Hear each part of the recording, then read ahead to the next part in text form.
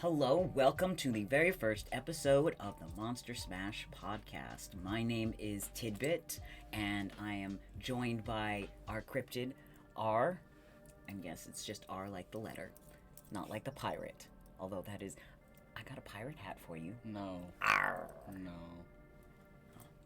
R says no. A little bit about us to begin with. So first of all, if you're just tuning in, Monster Smash Podcast is for those of us who want to smash monsters, and not in a, like, slaying kind of way, not in a ghost-busting sort of way. Smash as in smash. I think I should leave Bitsy's input into the final recording. What do you think? So that's what we're talking about. My name is Tidbit. I am a professional cosplayer. I am a drag king. I am a spicy, kinky educator. I'm a scare actor. But yes, most importantly out of all of that, the spicy educator side of me. I will be bringing that aspect into our discussions here on the Monster Smash podcast, because one of the things that I would like to address while we are discussing are ways to capture your interests from whatever monster you are thinking about wanting to smash in an actual kink scene with a consenting partner. All risk-aware, consensual kink here. And we also have R here. R, a little bit about yourself. I mean, I am not big in most communities that Tid is in, but I am part of the furry community, which adds a whole different aspect to monster fuckery. And I am a horror advocate, and I am an artist. And a bit of a monster yourself. No, you would know, wouldn't you? You are a monster. An absolute monster. Uh-huh. R is one of my partners. Oh, I suppose I should say. My pronouns are he, they, primarily right now. I am pansexual, demisexual, and obviously a monster fucker. I am a switch that leans mostly sub. Bratty sub. R. What about you? My pronouns are he, they, indefinitely. I do not go by femme pronouns anymore. I am a top leading switch, but other than that, that's all it is for me. Today on the Monster Smash podcast, since this is our first episode, what we are going to be doing is going over what different categories we have under the umbrella of monster fuckery, as in what types of monsters are out there. Because you say monster, and there's some people who are going to think one thing, and some people who are going to think another.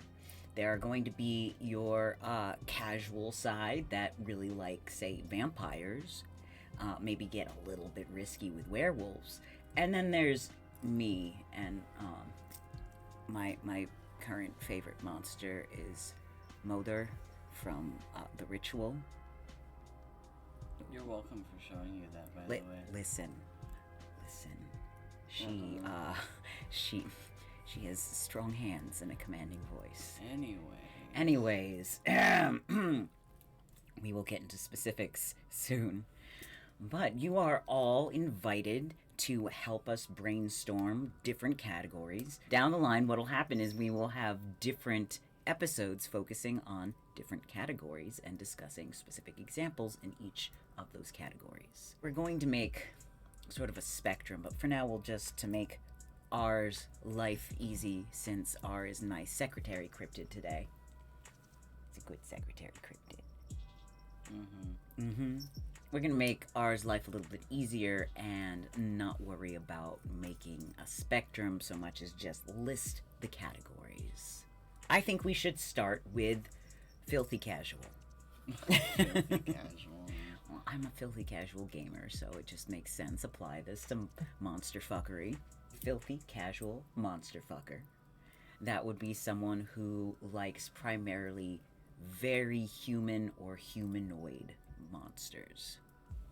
Vampires. I was gonna say vampires are the most common one. Shocked. They are the closest thing to a human that is also a monster, I would think. there's gonna be some like wiggle room in here. Oh yeah. For example, you can argue at what point is something not human anymore, and can we have human monsters, which I'm going to argue yes we can, but that's going to be its own category. Laurel K. Hamilton's were critters. There is quite a lot. Where insert animal here? The Fae. Yes. You know what? I will put the Fae in the filthy casual category. So all of you who are here because of Jareth from Labyrinth, welcome. Humanoid aliens, such as Zabrak, which is Darth Maul's species in Star Wars. The Sith, although fewer people listening to this probably know what the actual Sith species looks like. Let's see. So we've got aliens, fae, vampires, Demons. werewolves, demons. Yes. Matter of fact, let's And angels. throw an entire category. Just put supernatural, but like put TM after it because we're talking specifically about the Winchester's flavor of supernatural. Most of the creatures in supernatural would count because they're usually very human. Again, we are talking filthy casual.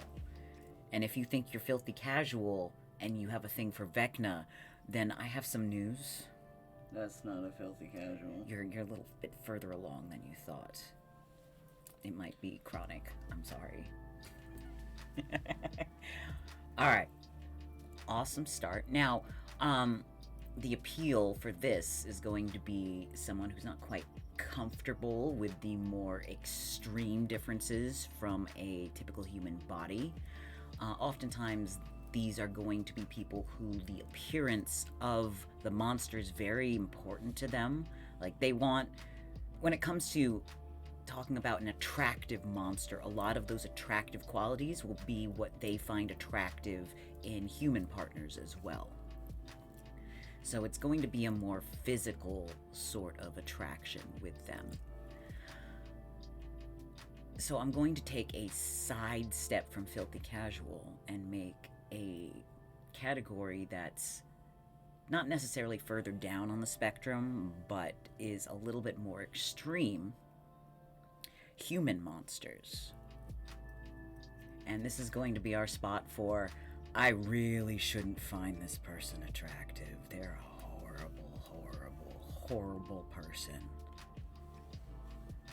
But goddamn. This is gonna be your villain fucker group. Maybe we should call it that. Villain fucker? Villain fuckers. Hannibal works though. Oh, Hannibal, absolutely. Hannibal, listen.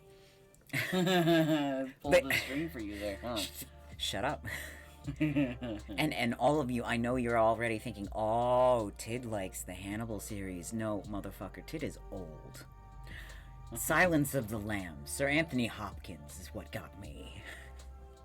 That's my Hannibal, Sir Anthony Hopkins. That's my perfect example of a villain that I shouldn't have a thing for, but also...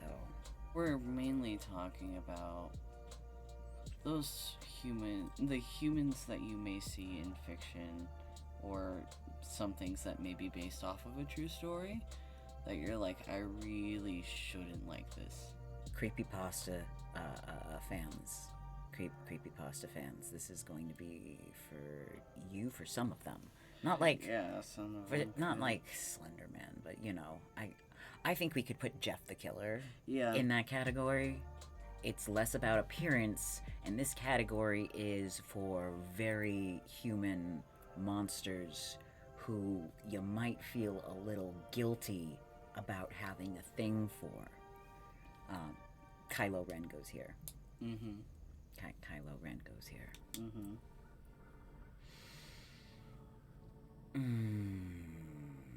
Anyways. Yes, General Hux can come too. I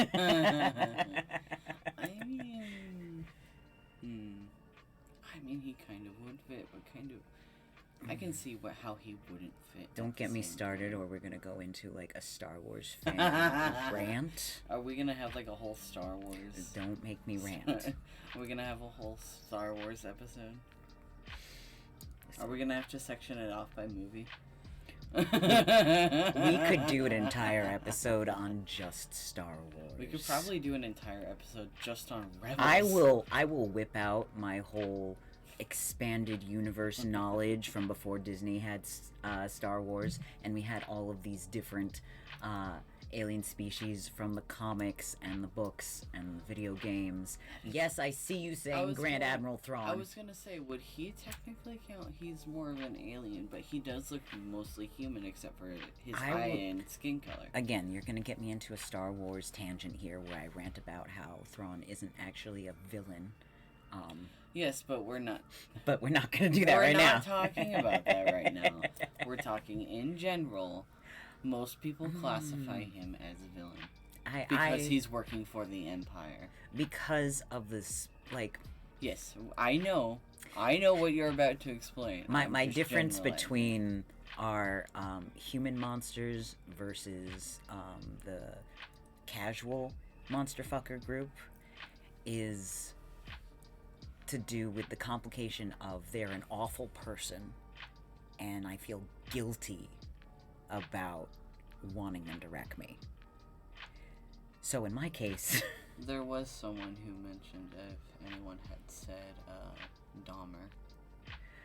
Alright, I'm glad you brought that up. It is my stance on here that real human monsters will not be included on the Monster Smash podcast. I do know of the phenomenon of people who have a thing for real-life killers. We will not be entertaining that here. Go find some true crime podcast or something for that. No. We are all about the fiction side. The point here, and one of the things that we're going to talk about a lot with this podcast, is the fact that one of the reasons a lot of monster fuckers are actually ace of some variety is because a monster is something you can fantasize about without having to confront doing any of those things in real life. It is safely in the realm of fantasy only. So when it comes to actual horrible, disgusting pieces of human trash, sadly those are all too real and we will not be including them. I think our next step is going to be anthropomorphic. That's what I was thinking too. Which I would put the cast of Cats, specifically, I know the stage show more than the creepy live-action movie. I would put the cast of Cats in there, and obviously this is going to be where our furries live. Hello, furries, welcome. Yes, hi. At least our very standard versions of furries. There's going to be obviously more monstrous furries down the line that we can discuss, but... There's more monstrous, sometimes there's more humanoid. Like, I hate to say it, but some people try and classify Nikos as part of anthropomorphic, which I can see. Oh my god. I will fight if you tell me that because this adorable anime girl has cat ears and a tail that we need to bump them into this category. I will fight you. I will take you out back and fist fight you. I especially see why people might think they're in that category. But no. Very, very human does not belong in anthropomorphic category. Cat girls and cat boys are like usually the standard version, like 10%, maybe 20% not human. Now, if you throw in like more animal-like lower limbs, more fur, different shaped genitalia, that sort of thing, if you start mixing those aspects in, then yes, I would put them in the anthropomorphic category. God, there's a video game character that I'm thinking of right now that I can just not think of the name. She is mainly human, but has some fur on her body, fur along her legs and arms, has cat paws and cat feet. Dark Stalkers. Felicia from Dark Yes, Stalkers. I thank got you. you. I got you. Just could not think of it. I got you. Yes, I would put her. That is a cat girl that is sufficiently cat enough to be in this category. ABO. ABO, I would say, straddles the line between casual and this category, depending on how it's being written. But we're talking about the monsters themselves. That's more of a characteristic of said monster. So we'll get into that at a later date. Oh, wait. The chat, like all of them, like a bunch of meerkats just poking up at the sound. ABO? Yeah, I did see that some people put Pokemon, and for some of them, yes, I do believe that some of them fit that category, like, let's say, Zoroark, Lucario, possibly Greninja? We will get into the more nuanced discussion of more feral sort of monsters down the line. But for here, we're going to be talking about ones that have full intelligence and decision-making skills that Some you could Pokemon do fit that potentially have a conversation with. So I guess like Mewtwo you could put in there. Yeah, you could. You Mew- definitely could Mewtwo. put Mewtwo in there. Yeah. So these are going to be, that's another distinguishing point that we should add. These are ones that you can have a conversation with, that you can communicate with in some way.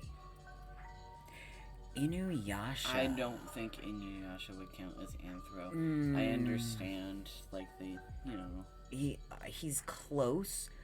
I would entertain Sesshomaru because Sesshomaru can turn into a giant, like, dog demon as part of it more than I would Inuyasha. But then here comes a whole bunch of people who have quite the thing for Sesshomaru. We'll go over him eventually. Don't worry. Ooh, Nightcrawler. We should make a note of a side group adjacent to this human that looks less human, and this will be where we put ones like Nightcrawler or Dobby or anyone that is not conventionally human features type of attractive. The sort of one where if you were to show a picture of this human to another person to explain that you simp for them, you would have to start the conversation with, okay, now hear me out. Then again, that's a lot of what we just talked about on here. A lot of that's like, now hear me out. If my point is you have to have a conversation with them like a human. Lion King personas, do they go here or do we give them their own? Those are, I would put them in a feral category, mainly because well, alright, feral looking, human minded. Yeah. Well, that's another section. We're focusing on. Well, let's make a note.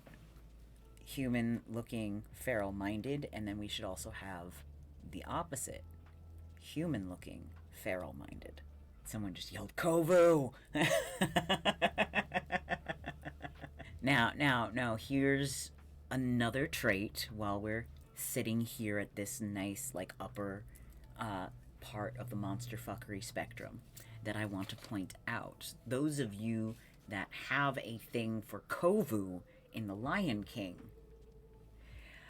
let's just put this out in case anyone was going to come in here and say this of you, because, again, I will take you out back and fight you. That's not zoophilia. You cannot have a actual conversation, despite me, like, talking to Bitsy over here. It's different. A lot of you who have attractions to monsters in general are attracted to personality aspects, behavior aspects, relating to them as you would another human being. Again, Kovu, you can just have a conversation. You know what movie would fit in the Anthro section? What's that? Robin Hood. Robin Hood fits in Anthro, yep. Robin Hood is better. We will get to gargoyles. Don't worry. That's going to be a different one. But that's a step further down, I would say. Because then we're going into full monster territory. I would say let's move on to the very standard, basic, in the middle monster side of monster fuckery. So these are going to be humanoid monsters. So these are the ones that usually have 4 limbs. There might be exceptions. There's going to be tails or wings. Maybe they... what do they call it when the leg bends like backwards a bit? Digigrade legs. Your nagas will go here. Your gargoyles will go here. This is where a lot of monster fuckers live, right here in this comfy zone where, illithids are another one, where Vecna can be here. Beast from Beauty and the Beast lives here, yes. This is our standard monster fucker. Like this is the standard monster fucker package right here. These ones need to have sentience. So they need to, if they do not speak your language, they need to be able to communicate their wants in some way. We're going to get to more feral-minded monsters eventually, but that's not this category. Mothman, we have found Mothman. There can be a subcategory to this basic monster fuckery section for, like, cryptids, a cryptid fucker. Slenderman goes here. Yeah. Which, again, he can make his intentions known even without... I wouldn't put Slenderman in the feral category. No, he's definitely intelligent. Ours official title. What's my official title? Cryptid fucker. I mean... would that be your title, though? Listen, we're not talking about our relationship on the podcast right now. This is also where I would put horror movie monsters that are just like... So Modor. Not Modor. This is where we would put the horror movie monsters that are a step beyond villain fucker. This is where we put our Freddy Kruegers, our Jasons. I would put them in this. They are monsters. Like, I don't think anyone watches Friday the 13th and thinks that what's actually happening is that Jason is taking people back to his place to bone. You have to have a certain, like, headcanon here, where you're like... I feel like slashers can go in their own section. Slashers, alright, so I would put, for example, any of the killers in the Scream franchise up in the villain category. But I think Jason and Michael Myers go down here because they're, like, this weird... I would say the later depictions of Michael, because the first, I think, 2... Right.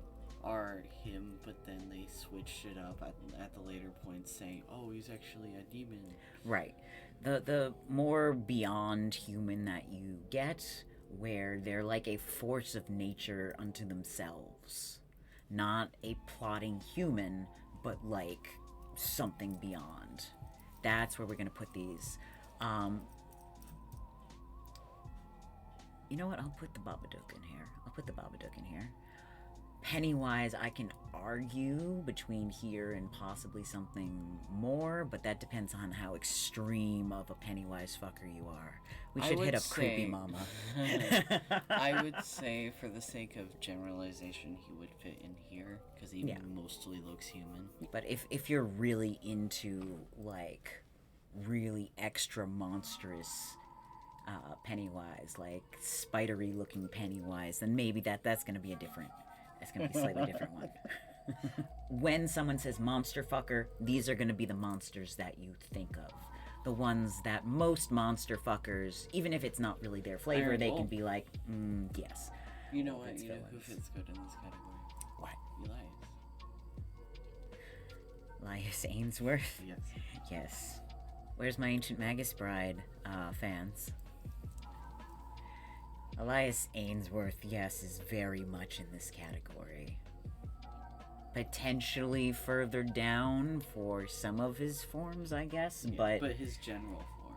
I would mitigate that with him being a big sweet teddy bear. Alright, I think we've summarized general monsters. I would like to put this next category next to monsters, because some people feel it should be separate, but it's at the same level. Robots. In disguise or otherwise. Robots, machines, androids. I would say cyborgs if it's like a human with just like... so would we say cyborgs would be from higher Titans? up, but cyborgs are going to be higher up. They're going to be the slightly less humans. Okay, but what about, because Cyborg from Teen Titans, yes, he looks human, but has mainly mechanical parts out. We can sort of argue about where the line is. If it's like just a human brain inside a mechanical shell, then I would say they go here too. I already see the FNAF robots. I put them in there. Five Nights at Freddy's, you're seen. 7 of 9. Yes. Robophilia is what we're talking about right now. All of you that have a thing for a specific Will we put the machine-based creature. Would we put some of the droids from Star Wars? Droids go here. Yes. K2SO can get some. There's a lot you can do with the robot category. That will be its own episode of this podcast, I think. Section. You're such a good secretary, Cryptid. Oh, who's a good secretary? Anyways. We are right smack dab in the middle of our monster fuckery. This is a very listy episode today. In the future, we're going to be a little bit more focused, and we're going to break down, get into more nuance of the kinks behind all of these. Well, as focused as ADHD, neurodivergent, autistic people can be. Look, you didn't have to call me out. I'm calling myself out, too. I mean, we're going to wander. We're going to meander a bit. It's fine. I think that's relatable for a lot of our audience. Relatable content. Yeah. Hello. Hi.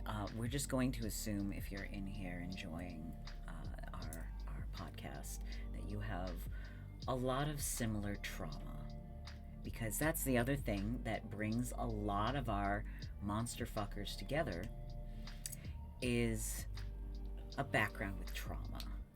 Because again, one of the best things about being a monster fucker is that we have a thing for things that are mostly fictional. Like, I guess you can like debate the cryptid side of it, but overall, fictional as in you're not really worried about this happening in real life. So those of us with trauma in our background, that gives us a layer of comfort as well. And it can be a very important coping mechanism for survivors. Lots of space in here for those of us who are attracted to personality more than appearance. And we're going to be really expressing that soon, because from here on down, our monsters are going to get more and more monstrous. The bottom of this pit, by the way, are monsters that cannot physically fuck you the way we think of fucking. And may not even be able to communicate with you in any language. That's gonna be that's where we're headed. So if that's a lot Should for I say you. strap in or strap on?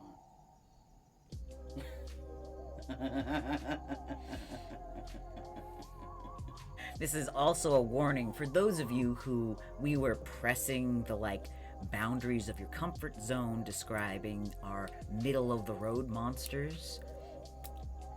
This is where you might want to jump ship. And I want you to know that you can do so without any judgment from us. What you're into is your business, and we are not judging you at all. All right, so shall we sink further down into our degeneracy? So from here on down, we are moving further away from human qualities.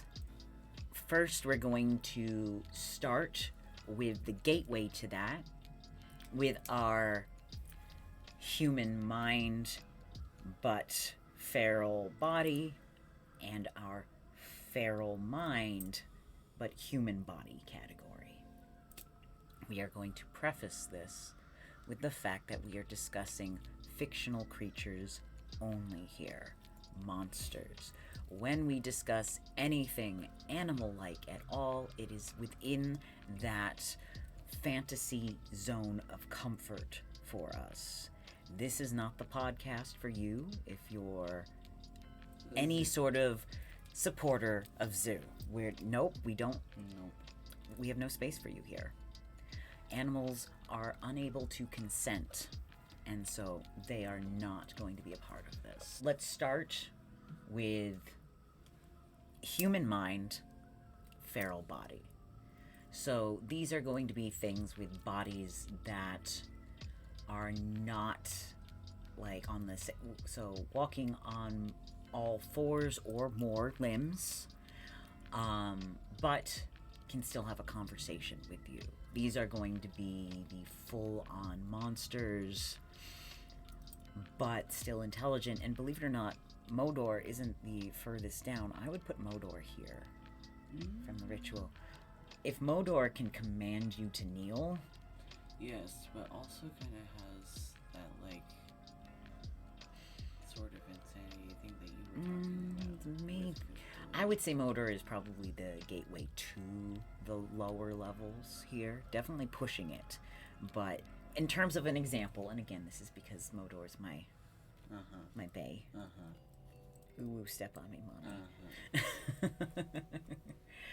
mommy. That I would put that here. Here's where we put Scar. The dragon from Shrek can go here. Even though we do not hear human speech, it's very clear that there is communication and understanding. I'm going to put dragons in general, because there's multiple different depictions of dragons that have intelligence, and there are some that even speak. Like in, I would say specifically intelligent dragons here, because we will approach when we get to feral monsters by itself. Dragon Prince. The Dragon Prince. There are plenty of dragons. Braveheart. Yep. The Chroma Conclave. Oh, I see you. I see you, Critical Role fan. This can also go for, even though World of Warcraft has dragons able to take a humanoid shape, that's just their visage. That's not their actual body. So I will put them there as well. That's part of the intelligent dragon section. You know who also fits in this category of is monster, but thinks like human or has human-like intelligence? Shape of Water monster. Yes, the asset from the Shape of Water I will categorize as here because learn sign language. So that is the barrier. There we go. Envy. This is Envy from Full Metal Alchemist. Envy is one of those ones where I'm very much like, do I want envy or do I want to be envy? I don't know. I would say the more monstrous side of Elias Ainsworth from Ancient Magus Bride also reaches down here too. Let's just go ahead and dip into listing the ones that are more humanoid body but feral mind. So, as we mentioned, werewolves in general are going to be higher up on the monster scale, somewhere between the casual monster lovers and the anthropomorphic monster lovers. But when you have a feral-minded werewolf, we're going to put them down here. So these are going to be ones that were perhaps more human-like, but have devolved to a point where actual communication such as sign language is not even an option. Growls and snarls and actions are the only type of communication that we have. I would say, even though he can technically say one word, from what I've seen of him, because I haven't seen, I'll be honest, it's been a while since I've seen a lot of the Resident Evil stuff. Nemesis. He is more human-like, very big and bulky. We can put Nemesis here, yeah. You can say one word, but otherwise does not have a lot of intelligence. Actually, it's funny. I was gonna say as an example for one that fits into the human-minded one, I think we can put Groot in there. We could also put Venom in there as well. Yeah, Venom. We skipped Venom. Venom's gonna be a whole... Venom's gonna be there. We're gonna have to do a whole... Yeah, a whole episode just on Venom. We're getting distracted. Death Claws could fit into the category. Well, okay. All right, so there's gonna be a category under this that's just feral. Like, they're not humanoid, and they're not able to communicate. Yeah, that's gonna be the next category. In horror movies, these are going to be the monsters that chase you and growl, but have more human-like We could builds. put zombies in this category. Yup, zombie fuckery is a thing. It is. Zombies go here. Insert zombie here. Not like that. Uh-huh. With the exception of warm body zombies. Warm body zombies do not get to be in this category. Those go all the way back up to your filthy casuals. Depends on which ones. Remember. Oh, I guess if you like the there are skellies. certain Okay, ones. Skellies go. Skellies go The here. skelly zombies, yes. When you enter the bone zone. Listen. Okay, if we're gonna talk about Sans, who would have been in the previous episode, that's what that means. When they say bone zone, that's what they mean. I completely forgot about Undertale. Uh-huh. You just brought Undertale. Yeah, into all this. well, not all, but most Undertale characters would go into monster like a human mind. The version of vampires in I Am Legend. In specifically the Will Smith movie version. About certain vampires in Daywalker. Feral vampires, blood-starved vampires. You see some of these in Daybreakers. Daybreakers, you have vampires that have gone without blood for so long that they're starting to mutate more. Vampire the Masquerade does have a more ferally minded set of... We're not going to get too deep into vampire right now. Although World of Darkness is its own like monster fucker. Like we could just have an entire thing on that. But yeah, feral vampires, they go here. For those of you listening who like the World of Darkness role-playing games, I am a former LARPer with Mind's Eye Society, and before that it was known as the Camarilla Fan Club. So for all of your Fae and Geist and Garu and kindred needs, I'm more than happy to oblige. I think we've got a general consensus where we can talk about the next category. Let's move on to just feral. Alright, so this is second from the bottom in our monster fuckery spectrum. Feral are going to be monsters that are not human-like, but also cannot communicate. And before we move forward, a note on consent. Now, this is going to be my personal taste, but I am not comfortable with monsters of this variety not being in a dominant position. To have a human interact with a truly feral monster feels uncomfortable for me because of consent. Now, that's my personal take on this. In general, we are not talking about anything that exists in real life, so consent is a non-issue. When you are having a fantasy, everything in your fantasy is typically consenting, with the exception occasionally of yourself for the sake of your fantasy. But again, if you're coming up with a fantasy, that's your consent. You've decided to think about this. So in this case, consent is shown by the monster initiating the action and pursuing it themselves. When we discuss these, the monster in question is typically in a dominant position. In here, I would put the more monstrous, feral fursonas. Or fursonas too, yes. And also, from a previous category that someone said, bumping him back down to here because this is where, they belong. Death Claws, and Xenomorphs. Xenomorphs. Yep. This is where the Xenomorphs live. Oh, that's one that we could have put up. Predators are... Those are the monster... monstrous body, but intelligent. Human level intelligence. Would CNC go with this? Consensual non-consent.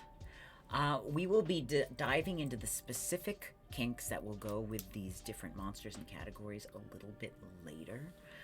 In general, for today, we are discussing it only in terms of fantasies that you have. When you are making a fantasy, and when you are thinking about it, writing it, doing artwork, you are the person who is making all parties involved, and therefore there is consent across the board, because it's all you.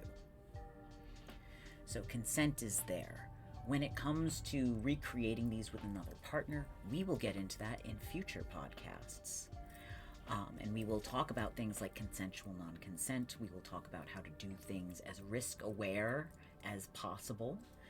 We will talk about things like safe words and all of that.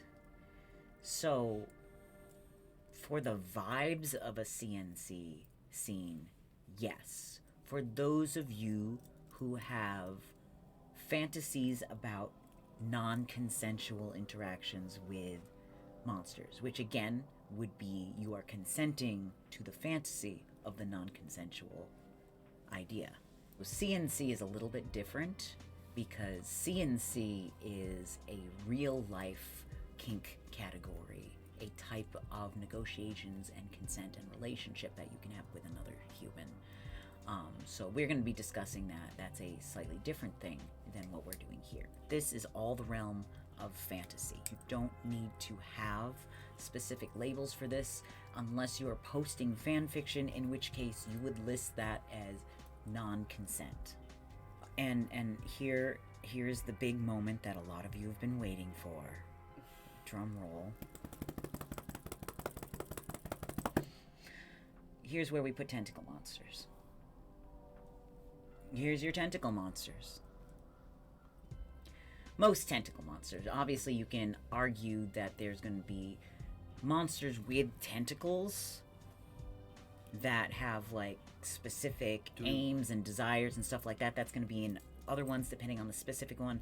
But when you're talking about just the tentacles, like in a hentai, this is where they are. Do we want to put tentacle/Eldritch Horror? No, that's going to be our bottom. Okay.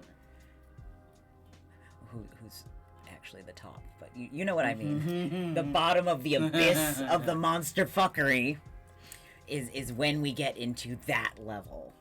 We are discussing we don't know the mind behind these tentacles. There's just a lot of them and things are happening. Think of like, okay, I'm really calling myself out here, but think of like if you're watching a certain hentai where the protagonist is stuck in a weird fleshy like room and there's just tentacles, or as some people call them, tendrils that just come out of nowhere and just start messing with. Yep. That's what we're talking about. That's the level that we're at. It's like an unknown mass that has appendages that it can mess with you with. I like to have, so personally, when it comes to this category, my personal preference is the clever girl rule. I like my monsters to be clever girl intelligence at this level. That's another one that fits for feral as dinosaurs. Potentially. Most of them fit there. Yes, so high level of intelligence, because I don't know about you, but personally, I like to feel that the monster has made a decision to do terrible, wonderful things to me. if they're going to hunt me down, all growly and snarly, and follow things to the expected conclusion, I would like it to be at that level, personally speaking. I do not want a monster where I need to guide them through all of the steps, because at that point it makes me feel a little uncomfy personally. There is a line there between helping and showing the way of a good-natured, closer to intelligent creature who can give consent, and that's when you get that uncomfy animal line, and I'm not about that personally.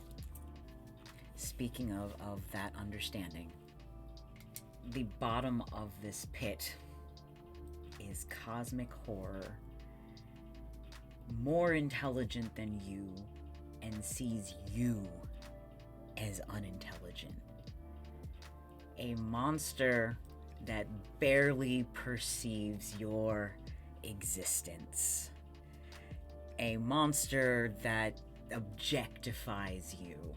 When we come to Lovecraftian eldritch horrors here, Cthulhu barely acknowledges that even his worshippers exist. Yeah. So this would be a creature that like doesn't even understand or doesn't even categorize you as having intelligence. This is the using you like a personal just, you know. Are you calling yourself out right now? Shut up.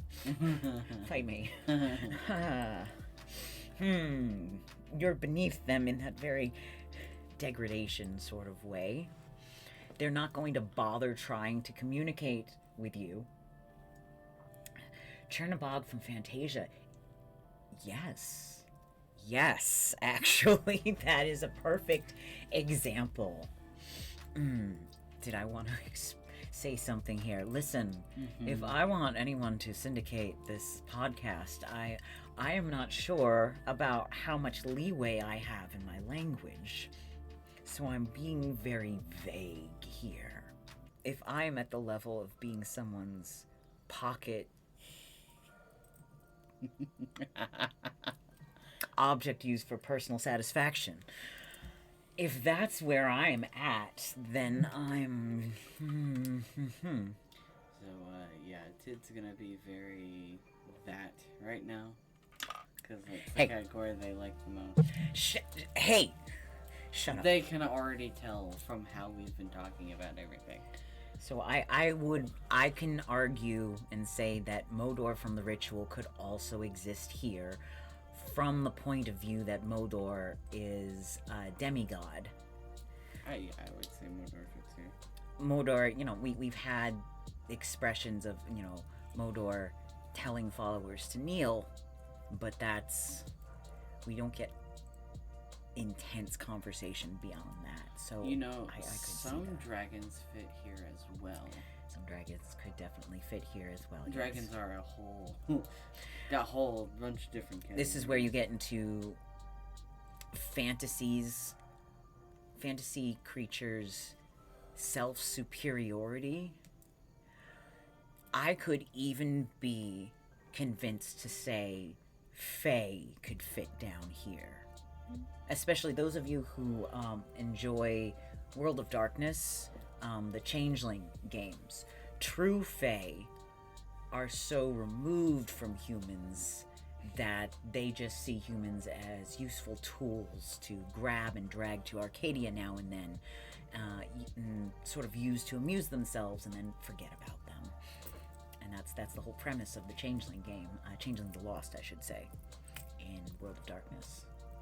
But this is going to be the bottom of our barrel, because it is the inverse of some of the other things that we have been talking about, where in this case said monster may see us as the creatures. This is the level of understanding of you and your needs, where breeding kink, as in a breeding farm, would be. Also, speaking of along the lines of me being able to talk about Mass Effect wherever the species called the Reapers. The Reapers, yeah. That Reapers fit. Oh, someone mentioned Driders earlier, which technically should have been up towards the human mind monsters. But Loth. For those of you who like D&D, the deity Loth, which is the Drow and the Driders deity. If you are still on board for this bottom layer of monster fuckery,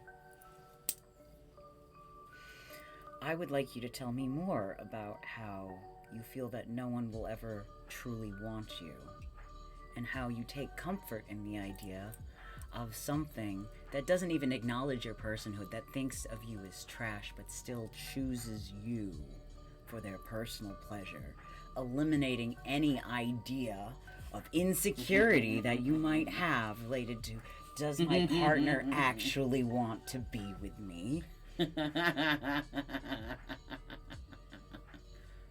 Hi, if you live in this area of monster fuckery, this is a mass call out. Yes. Hello. I see. Obviously. There is, and again, this is why I talk about monster fuckery as being sort of a comfort thing to a lot of people with trauma. Within this fantasy, you have a creature that you do not have to question. You don't have to, like, stop this monster and be like, do you really want this? That monster wants it and took it. And so you don't have to worry about that. Your self-doubts do not have to be a part of this at all. You do not question their attraction to you, because, especially at this bottom level, they think of you as nothing and they still chose you. They are not trying to placate you or compliment you. They are not just playing along. It is just what it is, and there is that comfort in it. Anyways, we have been talking for quite a bit. While. I think this is a good place to start to wrap it up. Yeah. I'm not sure how often this will be. I think weekly might be difficult, and that's in part because of ours working schedule. Why don't we do twice a month? Yeah, twice a month, edging on bi-weekly, but it will depend. We'll try and get you these every 2 to 3 weeks. I will announce them. If you are a patron of mine, if you are following my TikTok, if you're following Twitch here, you will get announcements about when we will be filming these. And as I mentioned previously, what will happen is we will film it here so that you guys can participate. Then I will edit down the footage. I will post a copy of the edited video to YouTube, and I'm going to be shopping around the audio to make this a full, legitimate podcast down the line. So those of you who just want to listen to this and don't necessarily want to look at my face while I'm doing the talkings, that'll be an option. Things to look forward in future episodes. Forgive me for doing a bit of analysis about why you might enjoy certain monster tropes, and I will be using that to relate to specific kinks that you like. For example, size kink, the idea of a partner that is much larger than you and overshadows you. Again, is that same sort of idea of you being powerless before them and them being able to take complete control. There's going to be various different kinks that will just be talked about in general, like Tid said with size kink, but also oviposition is a very common one with Monster Factory. Yep. Fuckery. We will be talking about 2 different types of categories of kinks. We will be talking about kinks that exist in fantasy only, because monster fuckers, obviously. And we will be talking about kinks that are involved in the real life kink community. I have been a member of the kink and leather community since 2006. I've taught classes, I have demo bottomed, I've been to numerous events, and I will bring that knowledge so that if you have a partner that you would like to explore some of these interests in, I can give you pointers of what sort of kinks might hit the same buttons for you. But that's going to be like, we can't get into all of that when we literally covered the entire span of monster fuckery. That's going to be for specialized episodes when we talk about one specific one. I do think that we should probably start with the filthy casual monster Obviously. fucker category. So if you've been listening to this and you were like, wow, that's a lot, I'm just here for the vampires, the next episode will be for you. We will stay at the top of our monster fucker spectrum, and we will talk about kinks that are adjacent to those monsters that you like. But I think from here is a good place to end it off. Yes. So I personally would like to thank everyone, not only who is in the Twitch chat, but all who have listened. Thank you to my patrons. Thank you if you follow me on Twitter or TikTok or Instagram or anything like that. Thank you so much. And of course, if you are just here right now, thank you for supporting us and the Monster Smash podcast. I look forward to many more episodes in the future. You all have a wonderful rest of your day, and we will be seeing you soon.